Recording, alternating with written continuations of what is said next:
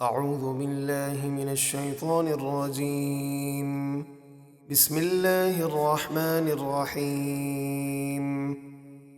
قل يا أيها الناس إنما أنا لكم نذير مبين. اے حبیب آپ فرما دیجئے کہ اے لوگوں، میں تو تمہیں صرف عذاب کا کھلا ڈر سنانے والا ہوں۔ فالذين آمنوا وعملوا الصالحات لهم مغفرة ورزق كريم. تو جو لوگ ایمان لائے اور انہوں نے اچھے کام کیے ان کے لیے بخشش اور عزت کی روزی یعنی جنت ہے۔ والذين سعوا في آياتنا معاجزين أولئك أصحاب الجحيم. اور جن لوگوں نے اہل حق کو عاجز کرنے کے لیے ہماری آیتوں میں کوشش کی کہ قرآن کو کبھی شعر کہا اور کبھی جادو وغیرہ، وہ جہنمی ہیں۔ وما أرسلنا من قبلك من رسول ولا نبي إلا إذا تمنى ألقى الشيطان في أمنيته فينسخ الله ما يلقي الشيطان ثم يحكم الله آياته والله عليم حكيم. ایک موقع پر محبوب علیہ الصلاۃ والسلام نے مشرکین مکہ کے سامنے قرآن کریم کی تلاوت فرمائی۔ جب آپ نے حسب عادت 2 آیتوں کے درمیان وقفہ فرمایا تو شیطان لعین نے کافروں کے کانوں میں اپنی طرف سے کچھ کلمات بنا کر ڈال دیے۔ حضور صلی اللہ علیہ وسلم کو جب اس بات کی خبر ہوئی تو آپ بہت رنجیدہ ہوئے۔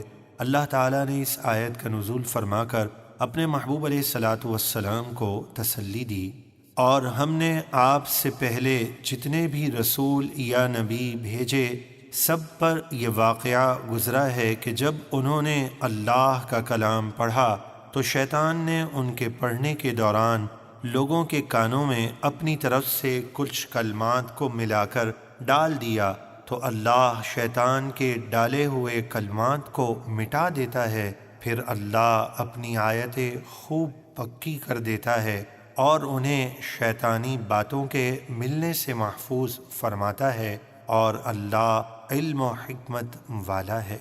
ليجعل ما يلقي الشيطان فتنة للذين في قلوبهم مرض والقاسية قلوبهم وإن الظالمين لفي شقاق بعيد.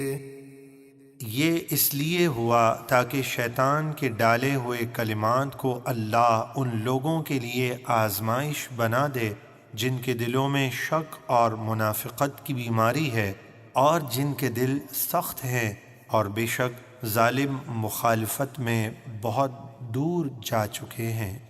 وَلِيَعْلَمَ الَّذِينَ أُوتُوا الْعِلْمَ أَنَّهُ الْحَقُّ مِنْ رَبِّكَ فَيُؤْمِنُوا بِهِ فَتُخْبِتَ لَهُ قُلُوبُهُمْ وَإِنَّ اللَّهَ لَهَادِ الَّذِينَ آمَنُوا إِلَى صِرَاطٍ مُسْتَقِيمٍ۔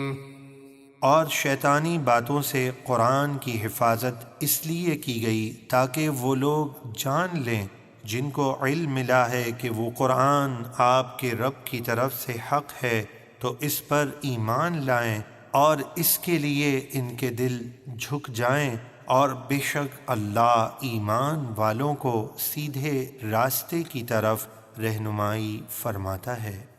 ولا يزال الذين كفروا في مرية منه حتى تأتيهم الساعة بغتة أو يأتيهم عذاب يوم عقيم۔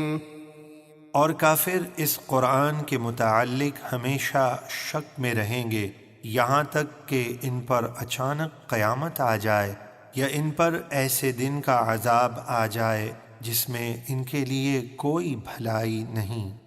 الملك يومئذ لله يحكم بينهم فالذين آمنوا وعملوا الصالحات في جنات النعيم۔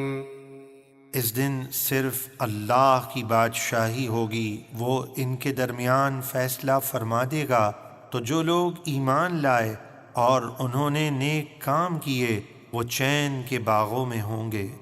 والذين كفروا وكذبوا بآياتنا فأولئك لهم عذاب مهين۔